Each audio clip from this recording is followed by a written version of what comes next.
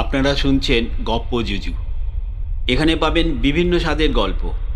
আমাদের গল্পের সম্ভার নিয়ে আমরা হাজির হই প্রতি শুক্রবার ঠিক রাত 8:30টায়। তবে একটা কথা, আপনারা শুনছেন ঠিকই, কিন্তু অনেকেই সাবস্ক্রাইব করছেন না। তাই আবারও অনুরোধ, লাইক, শেয়ার ও সাবস্ক্রাইব করে এগিয়ে যেতে আমাদের সাহায্য করুন। আজ আপনারা শুনবেন সঞ্চারী ভট্টাচার্যের কলমে প্রেত খাকি।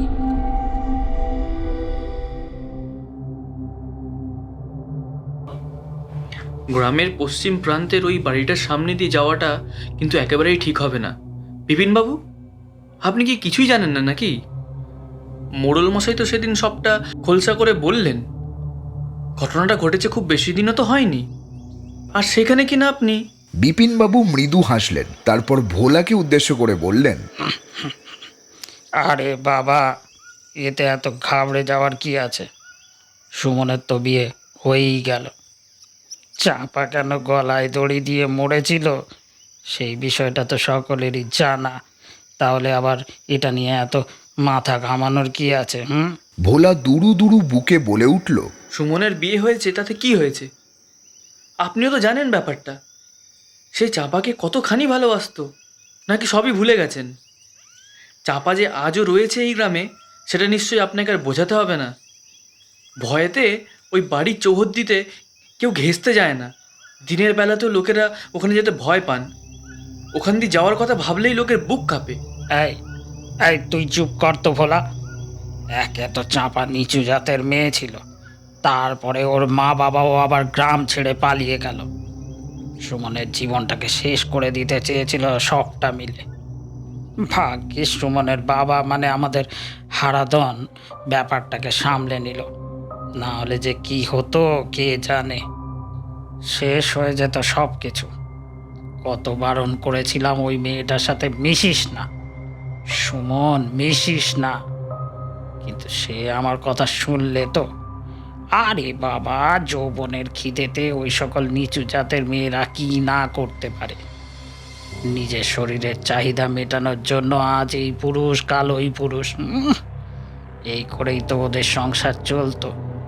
না হলে ওর মা বাপের কি ছিল রে? ঘর চালানো কি অতই সহজ? ওই কারণেই মেয়েটাকে বাজারে নামিয়েছিল। নেহাত আমাদের সুমনের চোখ পড়েছিল, তাই পড়তে গেল, না হলে যে কি হতো কে জানে। শিয়ালে কুকুরে ছিঁড়ে খেত ওকে। দেখ গে যা, বোধহয় পেটের মধ্যে কারোর পাপ নিয়ে মরেছে গলায় দড়ি দিয়ে। না হলে আবার এত তাড়াতাড়ি রাতের অন্ধকারে কেউ মরে নাকি? মোড়ল তো সব খুলে বলে না, কিন্তু যা বুঝি, যতটুকু বুঝি, তাতে করে তো এটাই মনে হয় যে ওই মেয়ে গোপনে পোয়াতি হয়ে গেছিল। একাধিক লোকের সাথে শুলে যা হয় আর কি, বুঝলি তো? তারপরে আর কি, ওই মেয়ে তো দেহ বেচেই পয়সা আনতো, কিন্তু সেটাই বা কদিন? ওই পয়সায় কি আর সংসার চলে রে? ওই কারণে ওর বাপকে আবার দেনা করতে হয়েছিল। সেই দেনাও শোধ করতে পারল না, উল্টে আবার পোয়াতি মেয়েটাকে সুমন ঘরেও তুলতে পারল না। এক অবিবাহিত নারীর পক্ষে কি পেটে বাচ্চা নিয়ে নিজের পরিচয় তৈরি করা সম্ভব? কোনো দিনও না। কাজেই ওর পক্ষে সেটা সম্ভব হয়নি। ওই কারণেই মরেছে গোপনে, গলায় ফাঁস লাগিয়ে অকালে গেছে মেয়েটা। না হলে কি কারোর বাপ মা তার মেয়েটাকে এভাবে মরতে রেখে চলে যেতে পারে? সে যাই হোক না কেন, সব চুকে গেছে। এখন সুমন সুখে সংসার করুক। কি ফুটফুটে দেখতে হয়েছে নতুন বউটা, দেখে এসেছি। একেবারে কবজি ডুবিয়ে খেয়ে এসেছি ওদের বিয়ে বাড়ি থেকে। যাক, এবারে আমি চললাম। আমার নাম বিপিন সরকার। আমার ওসব ভূতে প্রেতে ভয় নেই। যখন চাপা বেঁচে ছিল তখনই ওকে পাত্তা দিতাম না, এখন তো মরেছে। মরে ভূত হয়ে এসে আমার সামনে দাঁড়ালেও কি ভাবছিস ওকে পাত্তা দেব? সে গুড়ে বালি, কোনো দিনও না। যাক ভোলা, তুই বাড়ি যা এখন। আমিও যাই, বাড়ির দিকে এগিয়ে যাই। গিন্নি অনেকক্ষণ ধরে অপেক্ষা করছে, চিন্তা করবে আবার। এই বলেই বিপিনবাবু ওই পথ ধরেই এগিয়ে যেতে লাগলেন। তাকে ওই পথে যেতে দেখে ভোলা মনে মনে বিড়বিড় করে গলায় থাকা পৈতেটাকে হাতে জড়িয়ে বলে উঠল, জানি না কেন আজকে ভীষণ ভয় করছে। মনে হচ্ছে কিছু একটা অঘটন ঘটবে। আমি চাপাকে চিনতাম। সে কোনোদিনও এত খারাপ স্বভাবের মেয়ে হতেই পারে না। এমনকি ওর বাবা মাকেও চিনতাম। তাদের মতন ভালো মানুষ আর দুটো ছিল না। এরা ইচ্ছে করে চক্রান্ত করে ওই নিচু জাতের মেয়েকে পথের থেকে সরাতেই এমন ঘৃণ্য চক্রান্ত করেছিল বলে আমার বিশ্বাস। কিন্তু কিছু একটা তো হবেই। সাংঘাতিকভাবে আসল সত্যটা ঠিক ফুঁড়ে বেরোবে সকলের সামনে। যাক বাবা, আমার কি আছে, রাম রাম রাম রাম রাম রাম। তবে আমার বিশ্বাস ও জায়গা ছেড়ে যায়নি। নিজের প্রতিশোধ না নিয়ে কোথাও যাবে না। ওর মৃত্যুটা আমার একটুও স্বাভাবিক মনে হয়নি। আমি এখন বাড়ির দিকে এগিয়ে যাই। বিপিনবাবুর বড্ড বেশি সাহস বলেই মস্করা করে এই পথের দিকে গিয়ে লোককে বোঝানোর চেষ্টা করবে যে দেখো আমি এই পথেই এসেছি, অথচ আমার কিচ্ছু হয়নি। বুঝবি বেটা, ঠিক বুঝবি একদিন। ওই মোড়লের সাথে হাত মিলিয়ে যে কত গরিব মানুষের পয়সা লুটেছিস, এসবের হিসেব একদিন ঠিকই মিলবে। এই কথাগুলি বলতে বলতেই বাড়ির দিকে এগিয়ে যেতে শুরু করলো ভোলা। ওদিকে হঠাৎ করেই আকাশের অবস্থা কাহিল হয়ে গেল। জোরে জোরে হাওয়া বইতে শুরু করে দিল। বিপিনবাবু ঠিক ওই বাড়িটার সামনে এসে দাঁড়িয়ে পড়লেন। উফ বাবা, কি জোরে জোরে বাজ পড়ছে। আর দেখো, এখনই আমার জুতোটা ছিঁড়তে হলো। আর যেন সময় পায় না, কি যে মুশকিলে পড়েছি না। এমন সময় কেউ যেন দূর থেকে হেসে উঠল। বিপিনবাবু পায়ের চপ্পলটার দিকে তাকিয়েছিলেন। নিজের অবস্থার কথা ভেবে মনে মনে কিছু একটা আউড়ে যাচ্ছিলেন। আর ঠিক সেই সময়ই অন্ধকারের মধ্যে থেকে ভেসে আসা ওই হাসির শব্দটি যেন তাকে এক প্রবল সংকটের মধ্যে ফেলে দিল। তিনি সাথে সাথে এদিক ওদিকে তাকাতে শুরু করলেন। হাতের থেকে চপ্পলটাও পড়ে গেল। সেই সময় বাজ পড়ার সাথে সাথে বৃষ্টিও শুরু হলো। উফ, কি যে করি। হ্যাঁ হ্যাঁ, পরিষ্কার শুনতে পেলাম, মনে হচ্ছে একটা হাসির শব্দ। হ্যাঁ, কেউ কি আমায় দেখছে? কিন্তু কিন্তু আশেপাশে তো কেউ নেই। তাহলে তাহলে কে হাসতে পারে? কে? এ- এ- এখানে কেউ আছেন? কি হলো, কোনো জবাব দিচ্ছেন না কেন? এখানে কি কেউ আছেন? আবারও সেই হাসির শব্দটা ভেসে আসতে শুরু করল। বিপিনবাবু পা চালিয়ে সামনের দিকে এগোতে পারলেন না। মনে হলো যেন একটি ছায়া ওই অন্ধকারের মধ্যেও তার খুব কাছে দাঁড়িয়ে রয়েছে। তিনি উত্তেজিত হয়ে উঠলেন। ভিতরে ভিতরে প্রবল ভয় কাজ করলেও কিছুতেই নিজের মুখে সেটি প্রকাশ করতে চাইলেন না। কে? কে? মানে মানে কে দাঁড়িয়ে ওখানে? কে? এ সময় হাওয়ার চেয়েও দ্রুত গতিতে ভেসে এলো একটি কণ্ঠ। বৃষ্টির শব্দের মধ্যেও সেই কণ্ঠ স্পষ্ট নিজের ছাপ ছেড়ে যেতে শুরু করলো। কিরে বিপিন, তুই নাকি আমাকে ভয় পাস না? কিরে বল, কথা বলছিস না যে? বিপিন আবারও এদিকে ওদিকে চাইতে শুরু করলো। নিজেকে সামলে রাখতে না পেরে এবারে মনের মধ্যে লুকিয়ে থাকা ভয়টিকে বাইরে বার করেই ফেললো। কে? কে ওখানে? দেখ, তুই যেই হোস না কেন, আমার আর ভোলার কথা শুনেই যে তুই আমাদের ভয় দেখাতে এসেছিস সে বিষয়ে আমি নিশ্চিত। কিন্তু আমি তোকে কিছুতেই ভয় দেখাতে দেব না। আমি তোকে কোনোভাবেই ভয় করি না, এ কথা মনে রাখিস। এই গ্রামেরই একটা মেয়ে তুই, আমি সেটা খুব ভালোভাবেই জানি। আর তুই এখানে এসেছিস এসব করতে, ভেবেছিস এসব করে তুই আমার পেট থেকে কথা বের করবি, তাই না? কিছুতেই না। আমার যথেষ্ট সাহস রয়েছে। এতদিনে ভয় পেয়েই তাহলে সব সত্যিটা নিজের মুখে বলে দিতাম রে। আর ওসব ভুয়ো ভয় দেখিয়ে তুই আমাকে কিছুই করতে পারবি না, এটা মনে রাখিস। মেয়েটি অন্ধকারের মধ্যে আরো জোরে হেসে উঠল। তাই বুঝি? কই, আমি তো তোকে কিছু জিজ্ঞাসাই করিনি। তুই কি করেছিস না করেছিস এগুলো তো তুই একাই জানিস, আমি কোথা থেকে জানবো? তাই না? কিন্তু জানবো তো বটেই, কারণ আমি তো বেঁচেই নেই। মৃত্যুর পরে আত্মা অনেক বেশি শক্তিশালী হয়ে যায়, সে যা চায় সেটাই করতে পারে। এই যে দেখ না, আমি তো এখানে রয়েছি, তুই যেদিকে তাকাবি আমাকেই দেখতে পাবি। দেখবি আমাকে? দেখবি?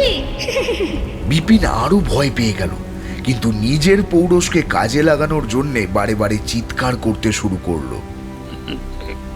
কে আছে ওইখানে? কে? কি বা করবি শুনি তুই? তোর কতটুকুই বা ক্ষমতা রয়েছে? তুই কিছুই করতে পারবি না, মনে রাখিস। তোর দ্বারা কোনো কিছুই করা সম্ভব হবে না। হ্যাঁ, বললেই হলো জানো, যেদিকে তাকাবো সেদিকেই নাকি ওকে দেখতে পাবো।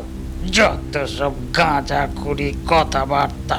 বিপিনের কথা শেষ হবার সাথে সাথেই চাঁপার আত্মা বিকট চেহারা নিয়ে স্থান থেকে স্থানান্তরে তাকে দেখা দিতে শুরু করলো।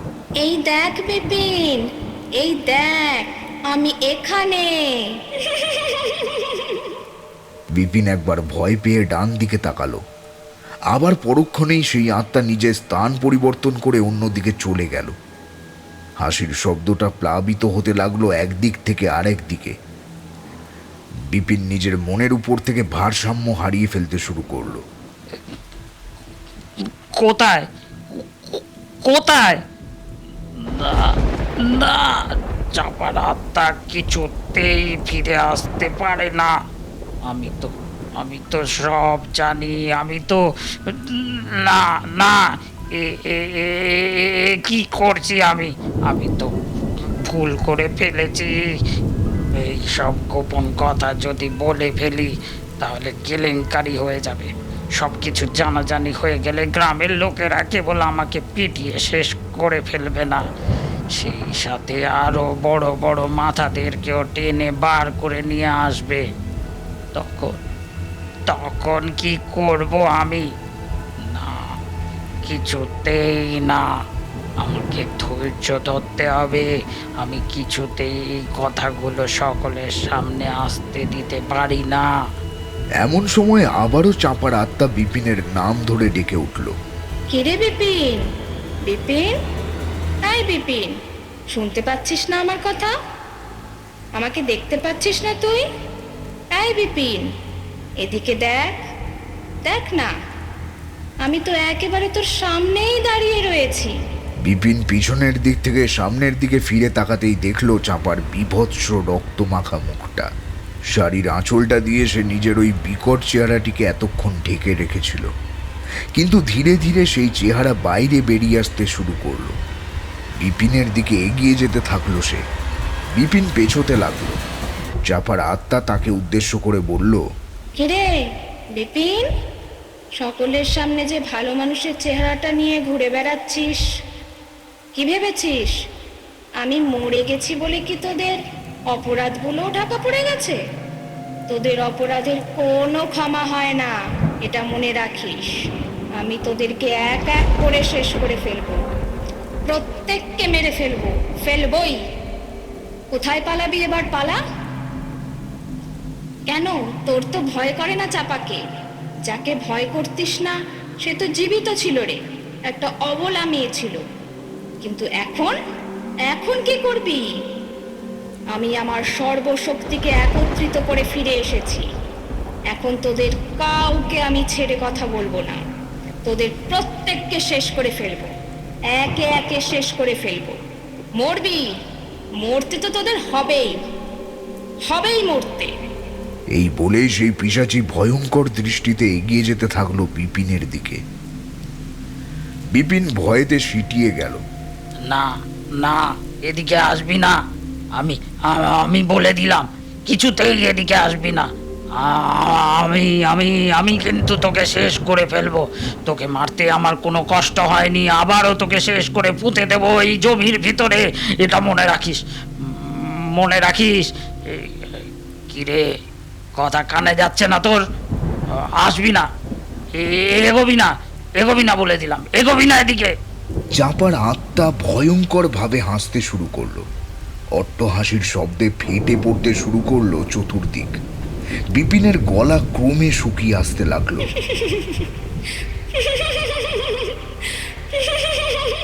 মারবি, মারবি না রে আমাকে? আবারও মারবি? আরে মৃতকে কি করে মারবি? এত সহজে মারা যায় না কি মৃত মানুষকে? কোনো দিনও মারা যায় না, এটা মনে রাখিস। আগে আমাকে আঘাত করতে পেরেছিলিস, কিন্তু এখন কিভাবে পারবি?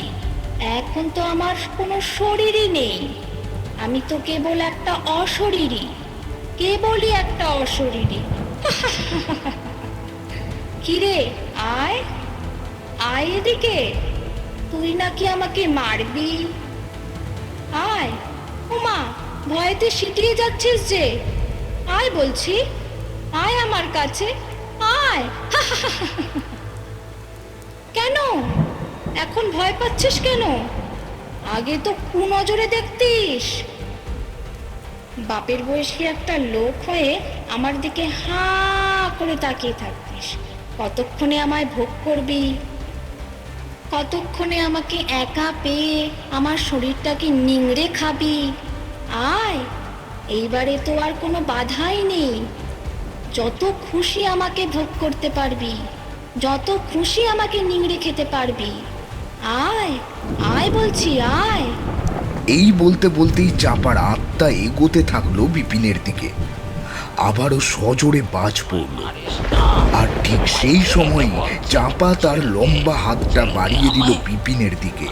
মুখ আঙুল দিয়ে ভেদ করলো বিপিনের হৃৎপিণ্ডটিকে, বার করে নিয়ে এলো তার হৃৎপিণ্ডটি।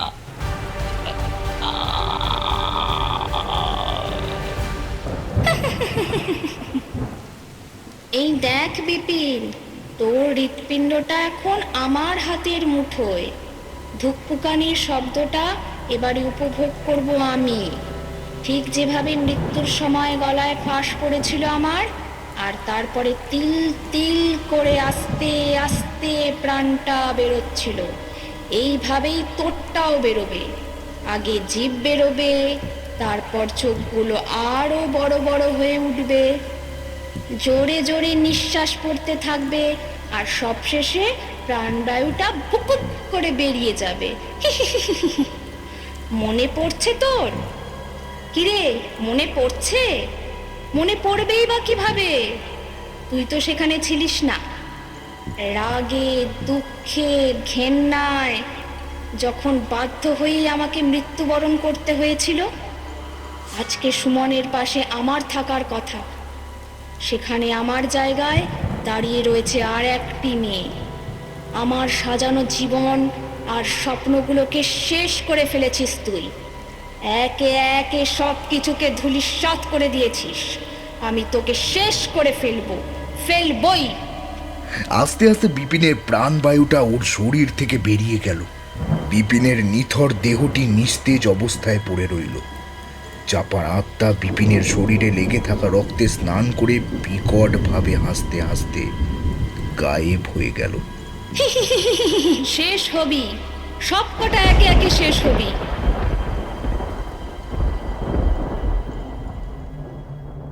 সেদিন রাতটা এইভাবেই কেটে গেল। এই পরিস্থিতির কথা কেউই টের পেল না। বিপিনের সাথে যে এমনটা ঘটেছে এটি জানতে পারা গেল পরের দিন ভোরে। যখন গ্রামের কিছু লোক ওই পথেই পঞ্চায়েত প্রধান অর্থাৎ মোড়ল মশাইয়ের সাথে সাক্ষাতের উদ্দেশ্যে এগিয়ে যাচ্ছিলেন। এমন সময় তারা বিপিনের দেহটিকে অমন বিকট অবস্থায় পথের মাঝে পড়ে থাকতে দেখে সমস্বরে চিৎকার করে এই উঠলেন। এই এটা কি রে? এই চল আরে হ্যাঁ হ্যাঁ, আরে এটা কি? আরে চল চল চল চল দেখি দেখি দেখি, চল চল এরপরে চল, ওদের তাড়াতাড়ি চল। মধ্যে থেকে একজনের দৃষ্টি গেল সামনের বাড়িটির দিকে। সেদিকে তাকাতেই ছেলেটি বলে উঠল, ওই যে সেই বাড়িটা, ওই বাড়িতেই তো চাঁপার লাশ পাওয়া গেছিল। আমাদের এই পথে আসা উচিত হয়নি। জায়গাটা দেখলে ভোরবেলাতেও কেমন কাঁপুনি দিতে শুরু করে। আরে বিপিন যে, এটা তো ওরই মরদেহ। কালকে বিয়ে বাড়িতে ওকে দেখে মনে হচ্ছিল খুব খুশি আছে লোকটা। এক রাতের মধ্যে ওর এমন অবস্থা করলো কে? কি নৃশংসভাবে মারা গেছে ও! ছেলেটির কথা শুনে পাশে দাঁড়িয়ে থাকা বৃদ্ধ লোকটি বললেন, সবই নিয়তির ফের। তোরাও জানিস বিপিন কেমন মানুষ ছিল। ও যে মানুষের উপকারের চেয়ে অপকার বেশি করত, সেই বিষয়টা আমার থেকে আর কেই বা বেশি জানে বল? বিপিন মরতই, আর সেটাও খুব খারাপভাবেই হতো। কেউ না কেউ ওকে এইভাবেই শেষ করে দিয়ে যেত। কিন্তু এই জায়গাটাতেই এমনভাবে মরে পড়ে থাকার পিছনে জানি না কেন অন্য কোনো কারণ আছে বলেই মনে হচ্ছে। কারণ সুমনের বিয়ের পরের দিনকেই এমন মৃত্যুর শিকার হলো, এটা কোনো সাধারণ ব্যাপার কিছুতেই হতে পারে না। এর সাথে নির্ঘাত কোনো অলৌকিক ঘটনার যোগ অবশ্যই রয়েছে। কিন্তু এই সমস্যার সমাধান ঘটবে কিভাবে, আর কেই বা ঘটাতে পারবে? আমাদের এই সব ব্যাপারে ভেবে আর কি লাভ হবে বলুন তো খুড়ো মশাই? বিপিনকে সেভাবে গ্রামের কেউই পছন্দ করতো না। কেবল মোড়লের চেলা হিসেবে ওকে সকলে ভয় করে চলতো। কারণ কখন কাকে শেষ করে ফেলবে কেউ কি বলতে পারে? ভূতের ভয়ের থেকেও লোকে এদেরকে বেশি ভয় পায়। এদের মতো লোকেরা সাধারণের ভিড়ে নামেই গা ঢাকা দিয়ে থাকে। কিন্তু আপনারাও তো জানেন যে এরা কতখানি ভয়ঙ্কর। ওরা বিপিনের মৃত্যুর খবরটি দিতে মোড়লের বাসার দিকে এগিয়ে চলল।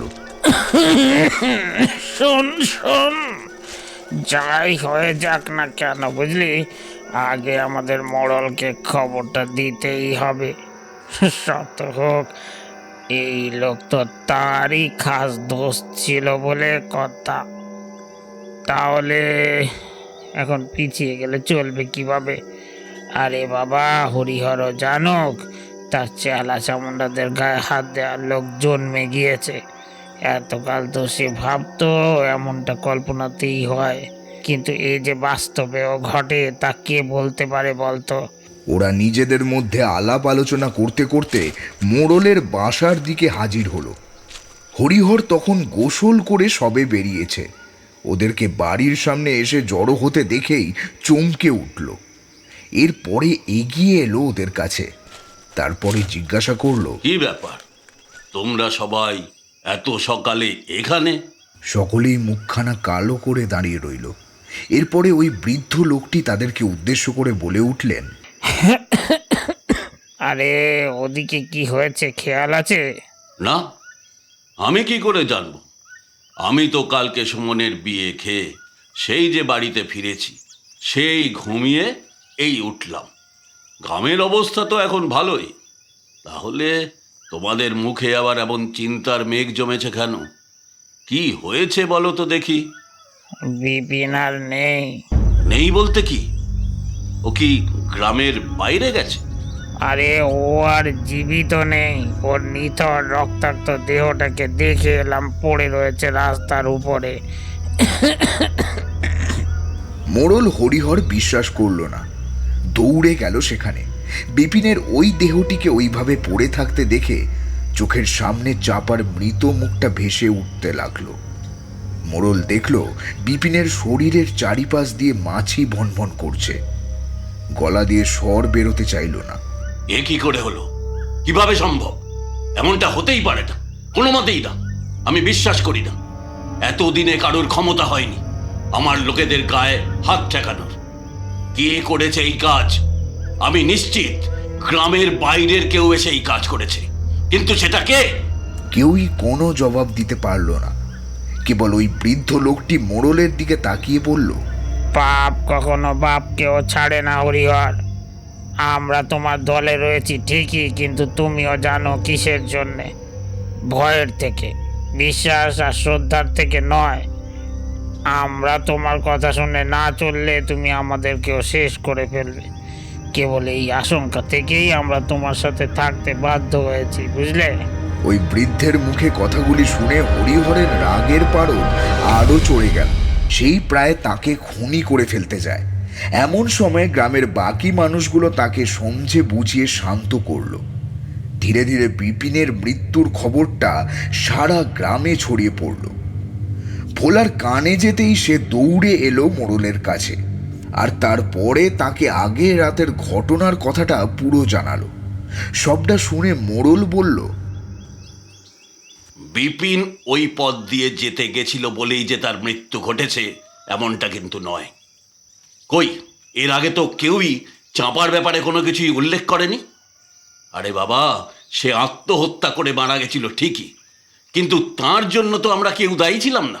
ছিল তো তার নিজের কর্ম আর তার বাপ মায়ের লোভ। সেটা সামলাতে না পেরেই তো সে শেষ হয়েছিল। এতে আমাদের কি দোষ? আর আর তুই বলতে চাইছিসটা কি? ওর আত্মাই এসব করছে? আমি জানি না, আমি সত্যিই কিছু জানি না। আমি বিপিনবাবুকে কালকে বারণ করেছিলাম, উনি তো আমার কোনো কথা শুনলেন না, আর ওই রাস্তা ধরে এগিয়ে গেলেন। কিন্তু আপনি বললে হয়তো ভাববেন আমি বাড়িয়ে বলছি, কিন্তু কালকে আমার মনটা কেন জানি না বড্ড কু ডাকছিল। এছাড়া প্রবল বেগে ঝড় উঠেছিল, সেই সাথে আবার পেতনির ভয়। আমি বাবু সেখান থেকে যত তাড়াতাড়ি পেরেছি বাড়ির দিকে এগিয়ে গিয়েছিলাম, কিন্তু কেন জানি না মনে হচ্ছিল যে বিপিনবাবুর সাথে কিছু একটা অঘটন ঠিকই ঘটতে চলেছে। আর দেখুন, বলতে না বলতেই কিন্তু এরকম একটা দুর্যোগ ঘটে গেল। আমার কল্পনাটা যে এত ভয়ঙ্করভাবে সত্যি হয়ে যাবে সেকে আমি ছাই ভাবতে পেরেছিলাম নাকি? আর আপনি একটা বিষয় কি লক্ষ্য করেছেন মোড়ল মশাই? কি ব্যাপার বলতো? বিপিনবাবুর শরীরের অবস্থা দেখে কিন্তু একেবারেই মনে হলো না যে ওনার মৃত্যুটা কোনো স্বাভাবিক মৃত্যু। এটা কিছুতেই হতে পারে না, কোনো মতেই হতে পারে না। এই মৃত্যু আর যাই হোক কিছুতেই স্বাভাবিক মৃত্যু হতেই পারে না। কেউ যেন ওনাকে বড্ড নৃশংসভাবে মেরেছে। এ কাজ কোনো অপদেবতার, অথবা অথবা কোনো প্রেত কিংবা পিশাচের।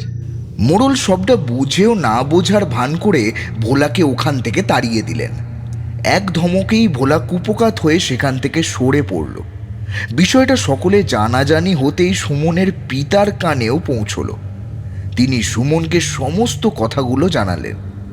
সুমনের স্ত্রী সুলেখা বিষয়টা শোনবার পরেই চমকে উঠল। এরপরে সুমনকে উদ্দেশ্য করে বলল, সে কি, কালকেই তো ওই ভদ্রলোকটিকে দেখলাম বিয়েতে এসেছিলেন। আমার সাথে বেশ অনেকক্ষণ ধরেই কথা বলছিলেন। সুলেখার কথা শুনেই সুমন তাকে থামিয়ে দিয়ে বলে উঠল, ওনার আর কাজটাই বা কি? সারাক্ষণ মেয়েদের দিকে নজর ঘোরানো। সুন্দরী মেয়ে দেখলেই তার জিভ একেবারে লক লক করে ঝুলতে শুরু করে। আসলে উনি হলেন কি এক চরিত্রহীন লোক। তবে হলেন বলছি কেন, ছিলেন। এখন তো উনি নরকবাসী, কারণ ওই চরিত্রের মানুষেরা কোনোদিন স্বর্গে যেতে পারেন না। কাজে এই বিষয়ে কোনো সন্দেহ নেই যে আপদ বিদায় হয়েছে। সুমনের বাবা। তোরা এক কাজ কর, এই গ্রাম ছেড়ে চলে যা। বাবার মুখে এই কথাগুলো শোনা মাত্রই সুমন তাকে উদ্দেশ্য করে বলল, বাবা তুমি তো জানোই। তাকে থামিয়ে দিয়ে সুলেখা বলে উঠল, ওনাকে জোর করবেন না। আমি জানি কোন পরিস্থিতিতে উনি আমাকে বিয়ে করতে বাধ্য হয়েছেন। আসলে আসলে আমি কোনোভাবেই ওনাকে আঘাত করতে চাই না। ওনার মনে আঘাত দিয়ে আমি ওনার সাথে বৈবাহিক সম্পর্ক সুদৃঢ় করতেও চাই না। ভালোবাসার মানুষকে এত তাড়াতাড়ি ভুলে যাওয়াটাও তো এতটা সহজ কাজ নয়। আমি ওনাকে ভালোবাসি, আর উনি জানেন আমি ওনাকে ভালোবেসেই বিয়েতে রাজি হয়েছিলাম। কাজেই ওনার অতীতকেও আমি সম্মান করি। আমি ঠিক আছি বাবা, এখানে দিব্যি থেকে যেতে পারবো। এর জন্য ওনাকে অন্য কোথাও যেতে হবে না। নিজের ছেলের বউয়ের মুখে এই কথা শুনে শ্বশুর শাশুড়ির সকলের চোখ জলে ভরে উঠল। আমি সত্যিই খুব ভাগ্যবান যে তোমার মতো একজন মানুষকে নিজের স্ত্রী হিসেবে পেয়েছি। তোমার জায়গায় আজ অন্য কেউ থাকলে হয়তো আমাকে সহ্য করবার পরিবর্তে ছেড়ে চলে যেত, আর তা নাইলে নিজে শেষ হয়ে যেত মুখ বুজে। কিন্তু বিশ্বাস করো, আমি তোমার কষ্টটাও নিজের চোখের সামনে দেখতে পারবো না। তুমি ঘরে চলো বাবা, আমি ওনাকে ঘরে নিয়ে যাচ্ছি। সর্বসম্মুখে এই কথাগুলো বলেই সুলেখা সুমনকে ঘরে নিয়ে চলে গেল। এভাবে বেশ কয়েকটা দিন কেটে গেল। এমন সময় আবারও এক ঝড়ের রাতে ঘটল এক ভয়ঙ্কর বিপদ। মোড়ল হরিহরের বাড়ির সামনে কয়েকটা কুকুর মিলে বিশ্রী সুরে ডেকেই চলল। উফ, আর শান্তি দেবে না এরা। এক এক করে তো সব কটা টেসে যাচ্ছে। আর এখন কি তবে আমার পালা? এবার কি তবে ওই রাক্ষসী আমাকে শেষ করতে আসবে? হবে না, ও সব করে কোনো লাভ হবে না, বুঝলি? তুই আমাকে কোনোভাবেই মারতে পারবি না। এই বলেই মোড়ল ওপাশ ফিরে শুতে যাবে, এমন সময় দেখল চাপা এসে শুয়ে রয়েছে ঠিক তার পাশে। চাপার ওই বিভৎস মুখটা নিজের চোখের সামনে দেখে ঠক ঠক করে কাঁপতে শুরু করলো সে। শির দ্বারা বেয়ে হিমেল রক্তে স্রোত বয়ে যেতে শুরু করলো। না না না না, এ কি দেখছি আমি? এ কি দেখছি? এ কিছুতেই হতে পারে না, কিছুতেই না। নিজের চোখ দুটোকে হাত দিয়ে ভালো করে কচলে পরিষ্কার করবার পরেই সে দেখল সামনে আর কিছুই নেই। জায়গাটা যেমন ছিল তেমনই রয়েছে। সামান্য স্বাভাবিক হয়ে দরজার দিকে চোখটা ঘোরাতেই মোড়লের শরীরের রক্ত হিম হয়ে আসতে শুরু করলো। পিঠ বেয়ে ঘাম গড়িয়ে পড়তে শুরু করলো। না, কে কে কে তুই? চাপা এখানে এখানে কিভাবে আসতে পারে? তুই তো মরে গেছিস। তোকে তো আমি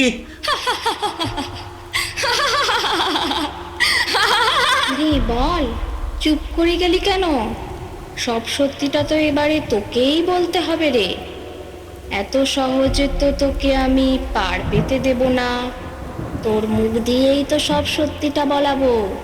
সকলের সামনে মিথ্যে মুখোশ পরে যে ভালো মানুষের অভিনয়টা করে চলেছিস তুই, এবারে সেটার একটা শেষ হবে। শেষ হবে তোর অধ্যায়, সাথে তুইও, এটা মনে রাখিস। আর সে কাজে সাহায্য করব আমি তোকে বাধ্য করব সব কথা গ্রামের মানুষের সামনে স্বীকার করার জন্য। তুই এমন ভয় পাচ্ছিস কেন? আমার শরীরটা তো খুব প্রিয় ছিল। আমার সাথে সহবাসের আনন্দ উপভোগ করতে পারিসনি তো সেদিন। আজকে আমি তোকে আবারও সেই আনন্দের আস্বাদ নেওয়ার সুযোগ দিতে চাই। বিশ্বাস কর আমার কথা। এই বলেই চাপার বিদেহী আত্মা মোড়লের নিতম্বের উপরে এসে বসল। তারপরে তার কানের কাছে নিজের ঠোঁটটাকে নিয়ে গিয়ে বলল, কিরে, কর আমার সাথে আনন্দ নে, উপভোগ কর সেই শীতকারের শব্দ যেটা তুই কতদিন ধরে আমার মুখ থেকে শুনতে চেয়েছিলিস। নে, আজকে শোন সেই শব্দ। আজকে আমি তোকে সেই সব অধিকার দিলাম যা তুই এতকাল ধরে পেতে চেয়েছিস। তোকে বিশ্বাস করেছিলাম, আর তুই আমার পিঠে ছুরিটা খুঁজলি।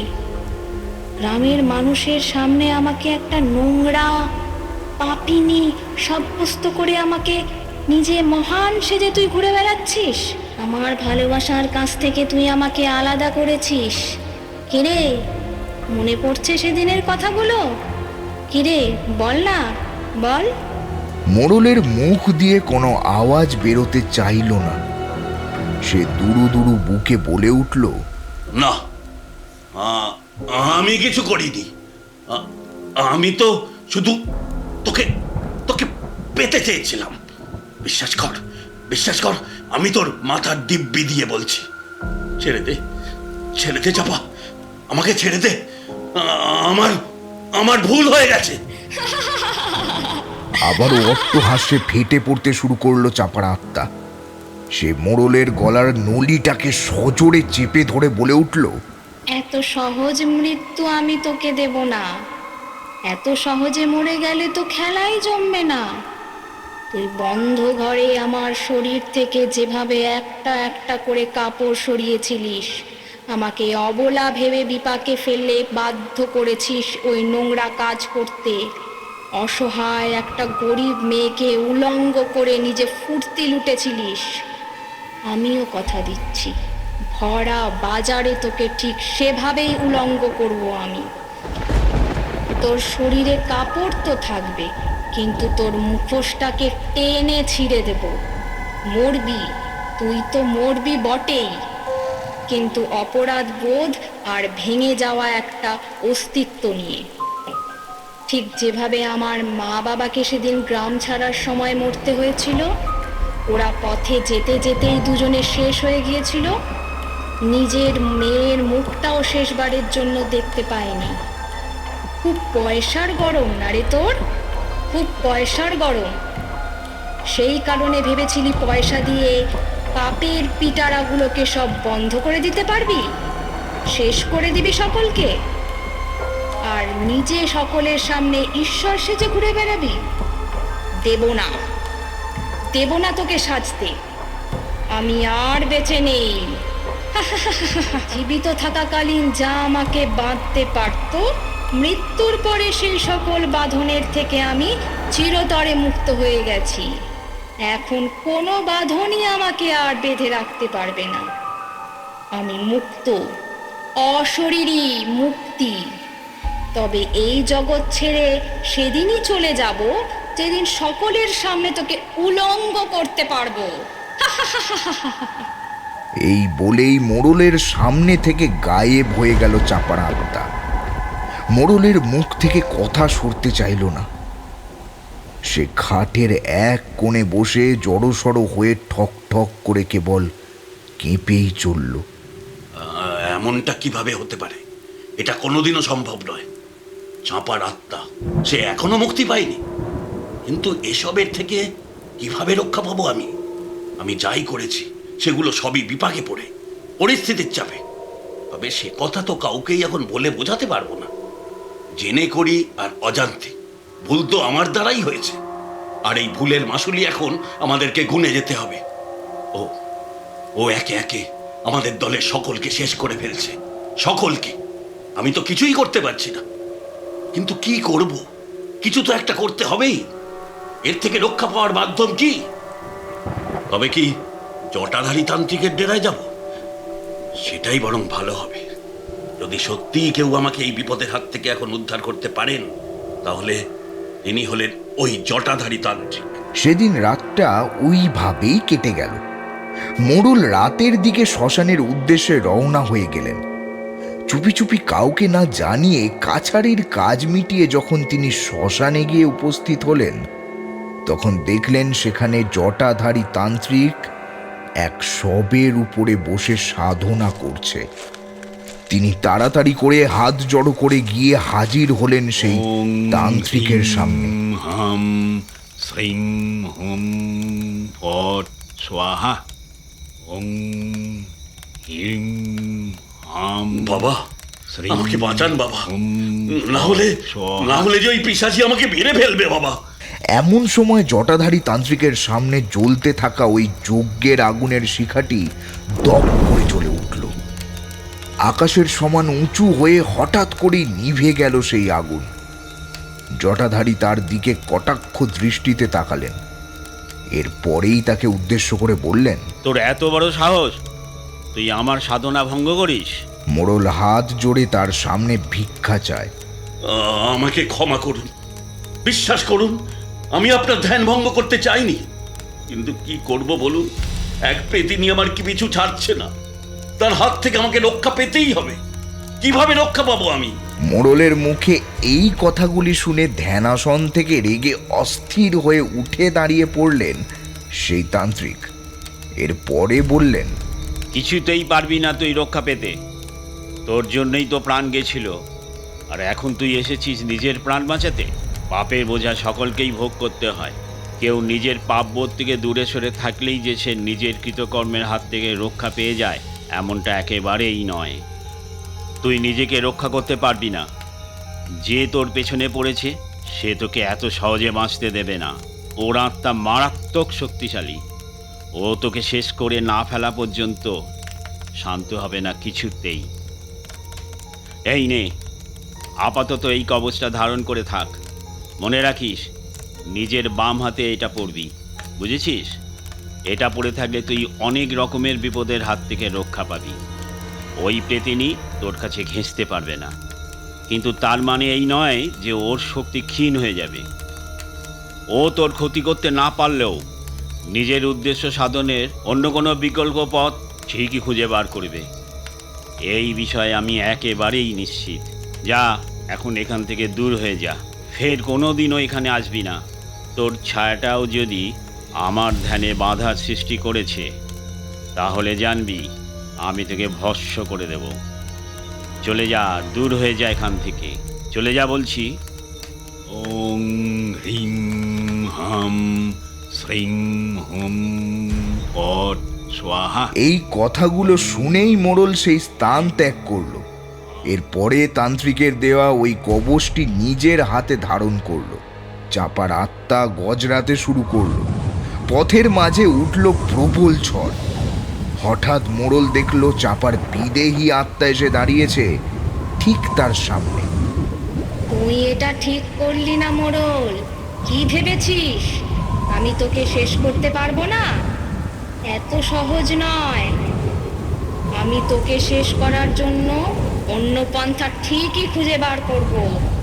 এরপরে তাণ্ডব হবে, তাণ্ডব।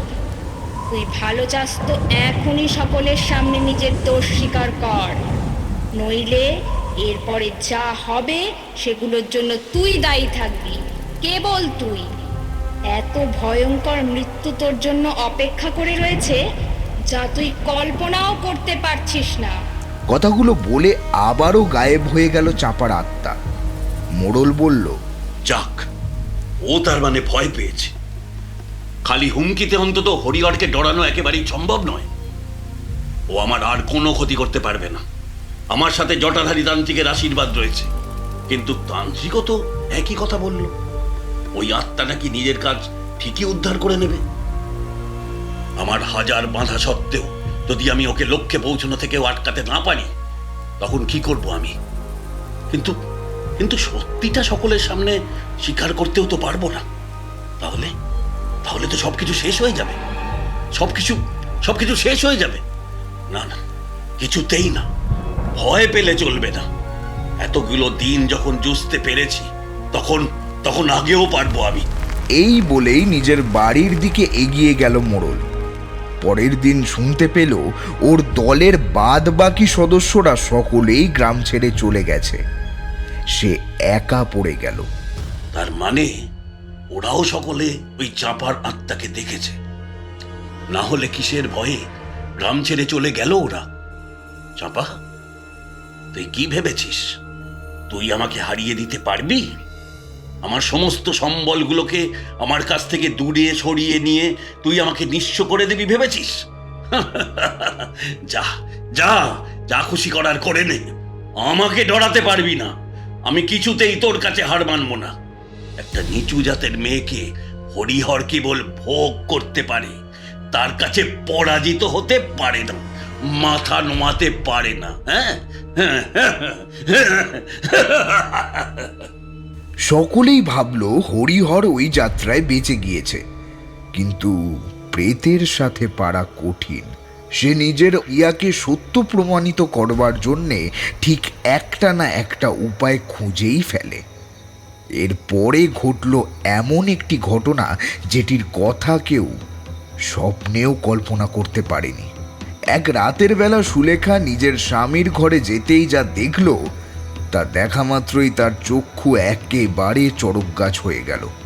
সে দেখল সুমন দেওয়াল দিয়ে বাইছে, টিকটিকির মতন এক প্রান্ত থেকে আর এক প্রান্তের দিকে এগিয়ে যাচ্ছে। না না না, বিষয়টা দেখা মাত্রই সুলেখার ও, হাত কি থেকে দেখছি? জলের পাত্রটি কি দেখছি? মাটিতে পড়ে গেল। এ সুমন হতে পারে সুলেখার না, দিকে পারে তাকাল। না। সুমনের চোখের মনে দুটির বর্ণ একেবারে বদলে গিয়েছিল। সেগুলি সাদাটে বর্ণ ধারণ করেছিল। মুখ থেকে রক্ত ঝরে পড়ছিল মাটিতে। সেটি দেখা মাত্রই সুলেখার দরজায় পিঠ ঠেকে গেল।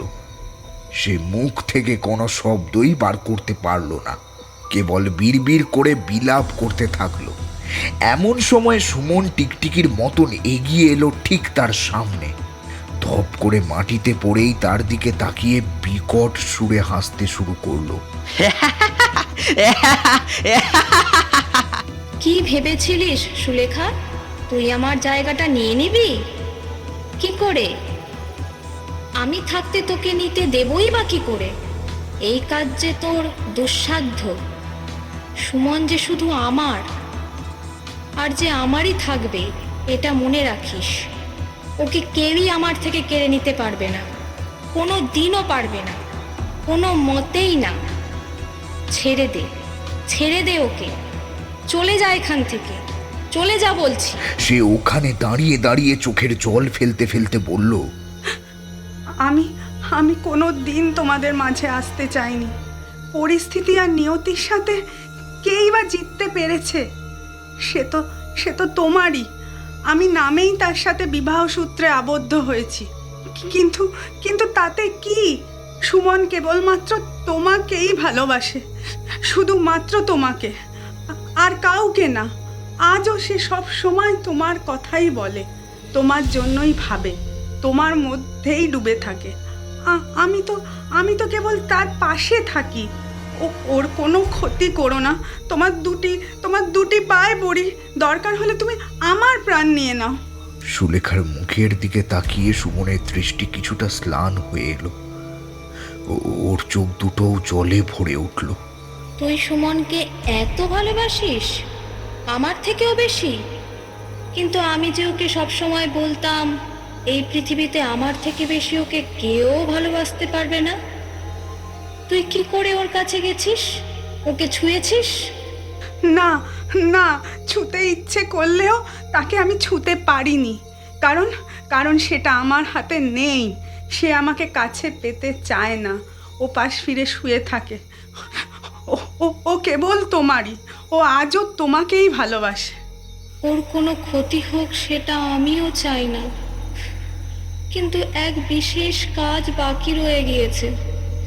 আমি একাই আমার মৃত্যুর প্রতিশোধ নিতে পারতাম, কিন্তু ওই মোড়ল শয়তান ও ওই জটাধারী তান্ত্রিকের কাছ থেকে কবজ নিয়ে এসেছে, সেটা ধারণ করেছে। ওই পাপীর শেষ আমি করবই। ও কতদিন আর নিজেকে এসবের দ্বারা রক্ষা করতে পারবে? এত সহজ নয় বিষয়টা। ওকে শেষ না করতে পারলে আমি কোনো দিনও শান্তি পাবো না, মুক্তির নিঃশ্বাস ফেলতে পারবো না আমি। তার আগেই আমাকে কিছু না কিছু করতে হবে, আর এই কাজে সুমন আমাকে সাহায্য করতে পারবে। ও আমাকে হারিয়ে এমন বোবা হয়ে গেছে, মানুষের মাঝে থেকেও নেই। কিন্তু আমার বিশ্বাস তুই ওকে ঠিক সামনে রাখতে পারবি। আমি তোমার কষ্টটা বুঝি, কিন্তু কি ঘটেছিল তোমার সাথে? কি হয়নি বল? সব কিছুই শেষ করে দিয়েছিল ওই মুরল। ওর জন্যই তো আমি শেষ হয়ে গেলাম।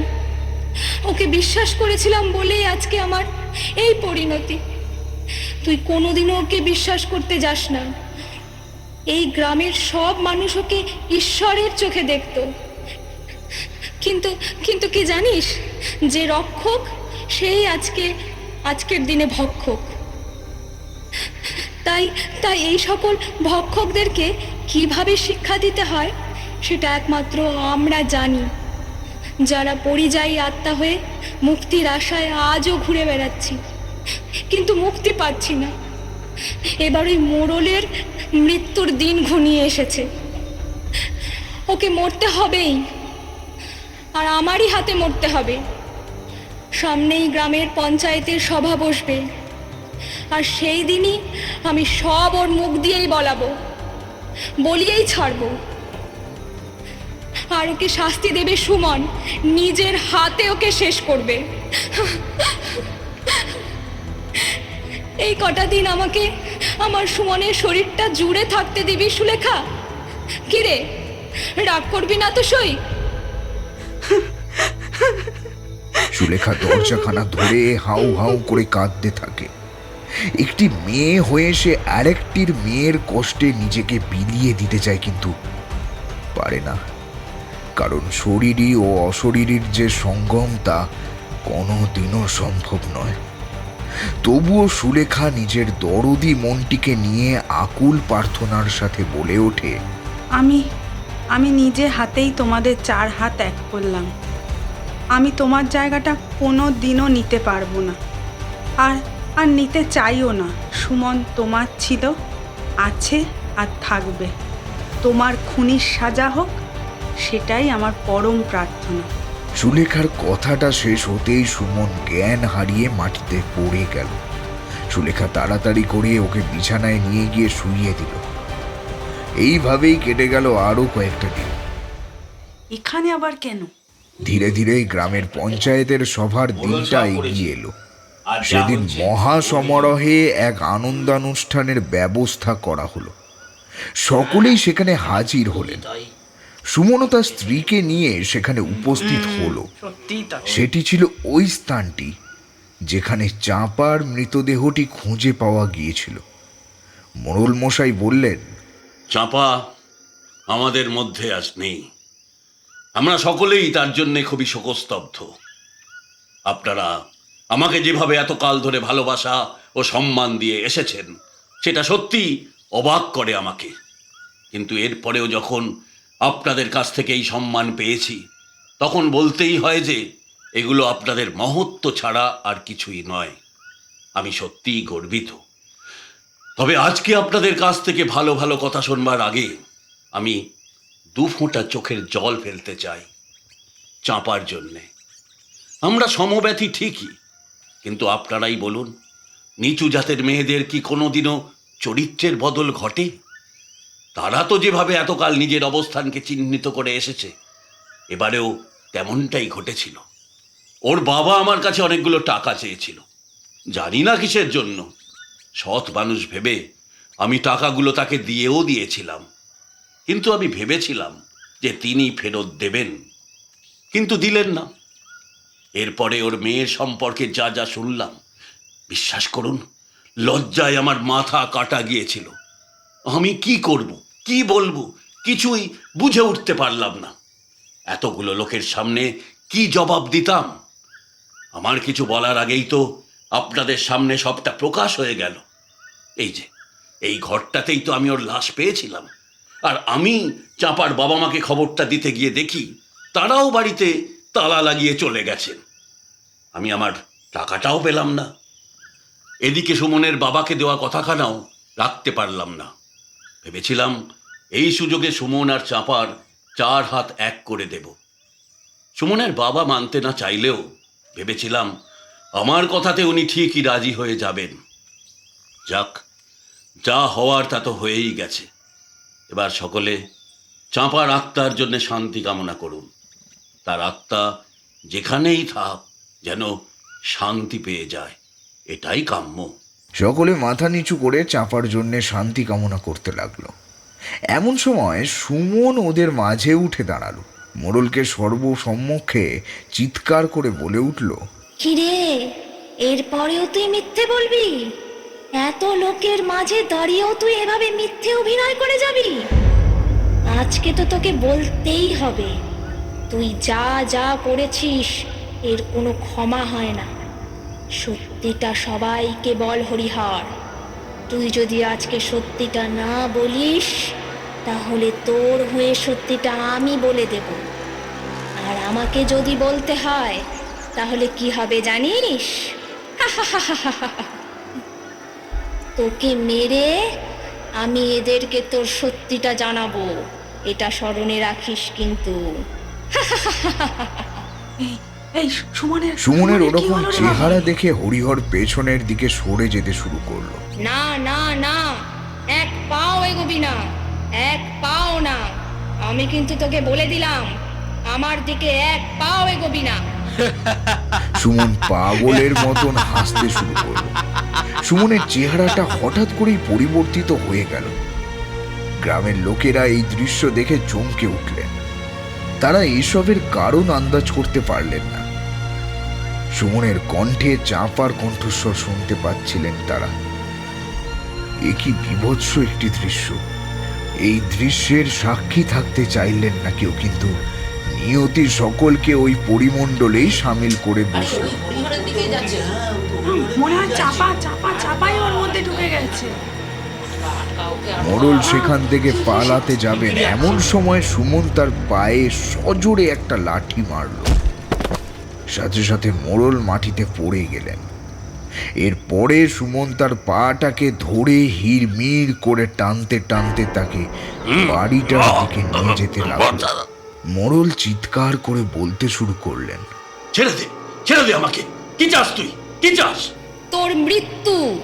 তোকে নিজের হাতে শেষ করতে চাই। তুই নিজের মুখে যদি গ্রামের মানুষকে সত্যি কথাটা না বলিস, তাহলে আমি তোকে এক্ষুনি শেষ করে ফেলবো। সুমনের মুখে ওই কথাগুলো শুনেই মোড়ল ভয়তে সিটিয়ে গেল। এরপরে সে বলে উঠল, বলছি সবকিছু খুলে বলছি। দয়া করে আমাকে মারিস না চাপা। দয়া করে ছেড়ে দে আমাকে। আমি সব কথাই আজকে বলবো। সুমন পৈশাচিক হাসি আসতে শুরু করলো। তার হাসির মধ্যে একটা অসামঞ্জস্যতা বিরাজ করছিল। সে বলল, বল বল শিগগির, না হলে এখানেই শেষ হবি তুই। চাপার আত্মার প্রভাব থেকে নিজেকে মুক্ত রাখতে মোড়ল মুখ খুলল। এরপরে বলল, চাম্পাকে আমি বলেছিলাম ওর সাথে আমি সুমনের বিয়ের ব্যবস্থা করে দেব। গ্রামের লোকেরা সকলেই আমাকে মানতেন, কিন্তু আমি এসবের আড়ালে নিজের স্বার্থ পূর্ণ করতে চেয়েছিলাম। সুমনের সাথে চাপাকে আমি প্রথমবার দেখেছিলাম যখন সুমন তাকে পঞ্চায়েতের কাছারি চলাকালীন নিয়ে এসেছিল। ওর মুখের ওই লালিত্য দেখে আমি নিজেকে সামলে রাখতে পারিনি। আমি ওকে ভোগ করতে চেয়েছিলাম, কিন্তু নিজের অবস্থানকে ঠিক রাখতে হচ্ছিল আমাকে। তাই আমি সর্বসমক্ষে কোনো সিদ্ধান্ত নিতে পারিনি। আমার বন্ধুস্থানীয়দের সাথে এই বিষয়ে কথা বলেছিলাম। ওদেরকে টাকা দিয়ে মুখ বন্ধ রাখতে বলেছিলাম। ওরা সকলেই আমার কথায় সায় দিয়েছিল। এরপরে আমি একদিন একটা ফোন দিয়ে আটলাম। চাপাকে সাথে নিয়ে ওর বাবার সাথে কথা বলতে যাওয়ার ইচ্ছে প্রকাশ করলাম। চাপা খুবই পবিত্র ছিল। সে আমাকে বিশ্বাস করে নিজের সাথে রাতের বেলা ওর বাড়িতে নিয়ে যাচ্ছিল। কিন্তু পথের মধ্যে পড়ল এই পরিত্যক্ত স্থানটি। আমি চাপার যৌবন দেখে নিজেকে আর সামলে রাখতে পারলাম না। ফলে আমি মাঝপথেই ওই বাড়ির দিকে ওকে টেনে নিয়ে গেলাম। সেদিন রাতে ঝড় উঠেছিল, জোরে জোরে বিদ্যুৎ চমকানোর আওয়াজ আসছিল। আমি চাপাকে জোর করে এই ঘরের মধ্যে ভোগ করলাম। সে চিৎকার করে কাঁদছিল।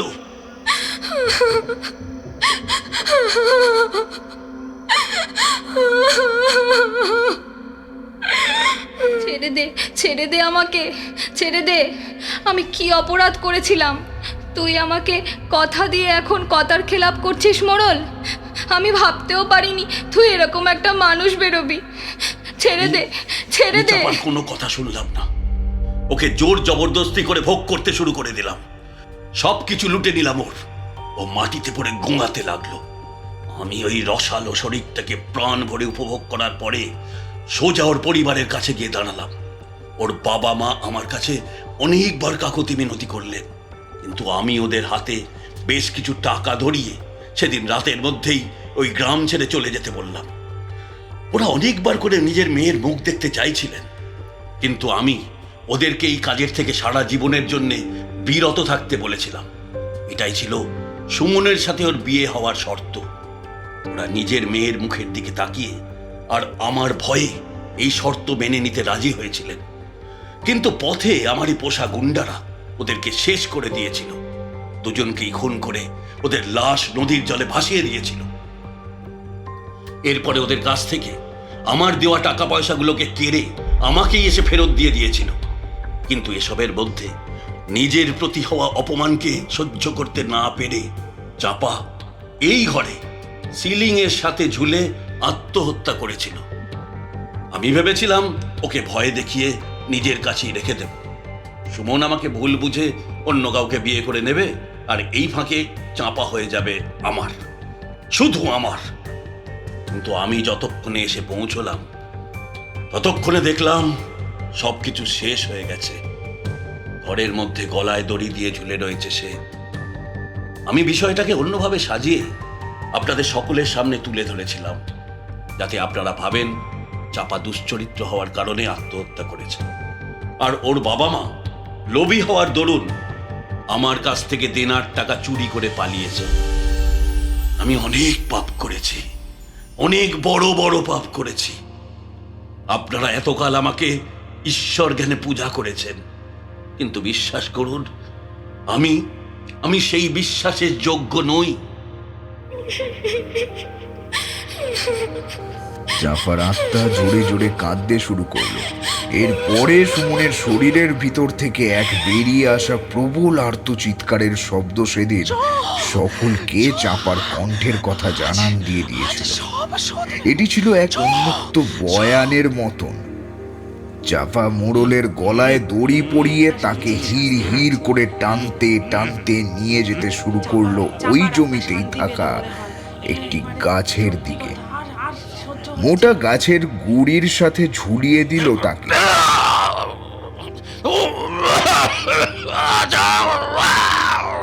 তারপরে নিজের শরীরের সর্বশক্তি প্রয়োগ করে ততক্ষণ পর্যন্ত দড়ির বাঁধন আলগা করল না, যতক্ষণ না পর্যন্ত মোড়লের শরীর থেকে প্রাণটা বেরিয়ে যাচ্ছে।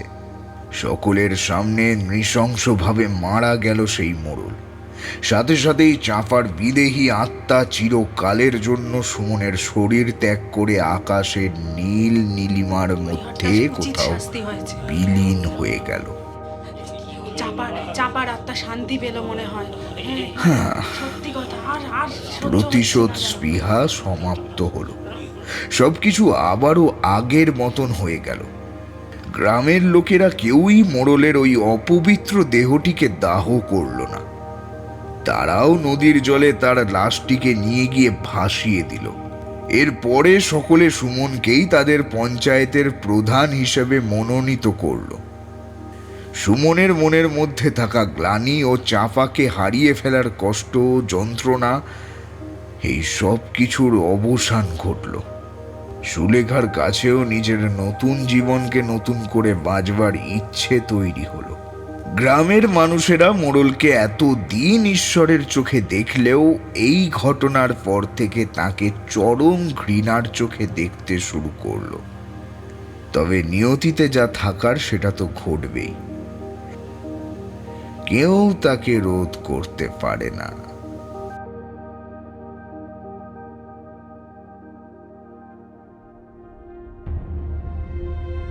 গল্পটি আপনাদের কেমন লাগলো তা কমেন্টের মাধ্যমে অবশ্যই জানাবেন। আর চ্যানেলটিকে ভালো লাগলে লাইক, শেয়ার আর সাবস্ক্রাইব করে আমাদের পাশে থাকবেন। আমাদের নোটিফিকেশান সঙ্গে সঙ্গে পাওয়ার জন্য সাবস্ক্রাইব বাটনের পাশে থাকা বেল আইকনটিতে প্রেস করে রাখুন। আরেকটি কথা, আপনারা আপনাদের লেখা গল্পগুলি অডিও স্টোরি রূপে শুনতে চাইলে আমাদের চ্যানেলের মেল আইডিতে পাঠাতে পারেন।